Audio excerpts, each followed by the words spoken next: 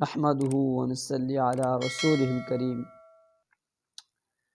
ہم نے اپنے آپ کو دیکھنا ہے کہ ہم کس قدر اللہ کی عبادت کر رہے ہیں، ہم کس قدر اللہ کے قرآن کے مطابق زندگی گزار رہے ہیں، ہم کس قدر نبی کے فرمان کے مطابق زندگی گزار رہے ہیں۔ ہمیں یہ دیکھنا چاہیے کہ ہمارا پیغمبر ہمارے لیے کیا کر کے گیا تھا، اور ہم اس کے بعد اپنے پیغمبر کے دین کے مطابق زندگی گزار رہے ہیں یا نہیں گزار رہے۔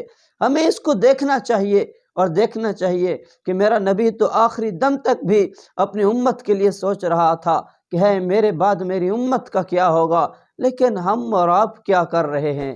ہم تو دنیا کے اندر اس قدر مصروف ہو گئے کہ ہم تو بھول ہی گئے کہ ہم نے مرنا بھی ہے، ہم نے اس دنیا سے جانا بھی ہے، ہمیں اللہ اور اس کے رسول صلی اللہ علیہ وسلم کے سامنے جانا ہے، ہمیں اپنے نبی پاک صلی اللہ علیہ وسلم کے سامنے جانا ہے۔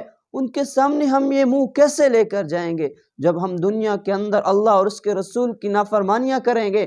تو پھر کل قیامت کے دن میرا رسول آپ کو کیسے سامنے برداشت کر پائے گا کہ دیکھو اس نے دنیا کے اندر میرے دین کی اتباع نہیں کی تھی، میرے احکامات کے مطابق زندگی نہیں گزاری تھی۔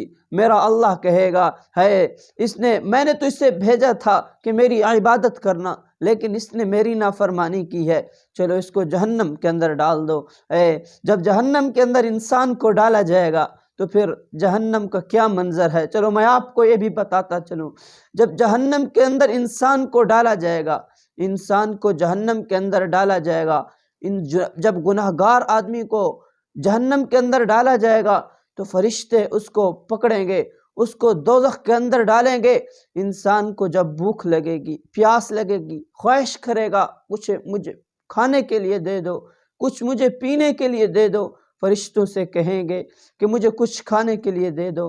فرشتے اس کو پکڑ کر اوپر انگاروں کے پہاڑوں پر لے جائیں گے اور وہیں سے اوپر سے دھکا دیں گے اور نیچے آ کے گرے گا، پورا بدن زخموں سے چور و چور ہوگا۔ اس وقت کوئی سننے والا نہیں ہوگا، اس پورا بدن زخموں سے چور و چور ہوگا۔ پھر انسان کی زبان پر وہی بات ہوگی، کچھ مجھے کھانے کے لیے دو تو فرشتے اس کے زقوم کا درخت ہے، زہریلا کانٹے دار درخت ہوگا، وہ انسان کے سامنے لائیں گے۔ انسان اس کو بخوشی رضا کھائے گا۔ انسان جب اس کو کھائے گا تو اس کا زہر پورے جسم کے اندر پھیل جائے گا اور پورا جسم اس کا زہر آلود ہو جائے گا۔ پھر انسان خواہش کرے گا، فرشتوں سے کہے گا مجھے کچھ پینے کے لیے دے دو۔ فرشتے اسے پھر سے اسی انسان کے جسم سے نکلا ہوا خون اور پیپ کو ایک پیالے کے اندر جمع کر کے وہی پیالہ اس کے سامنے لائیں گے اور پھر وہ پیالے کو پیے گا۔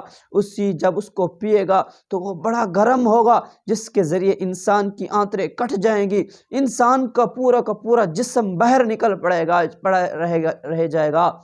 اس وقت کیا ہوگا؟ اس وقت کیا ہوگا؟ ہم کیا کر رہے ہیں اس دنیا کے اندر؟ ہم تو اللہ کی عبادت کرنے آئے تھے، لیکن ہم تو اللہ اور اس کے رسول کی نافرمانیاں کر رہے ہیں۔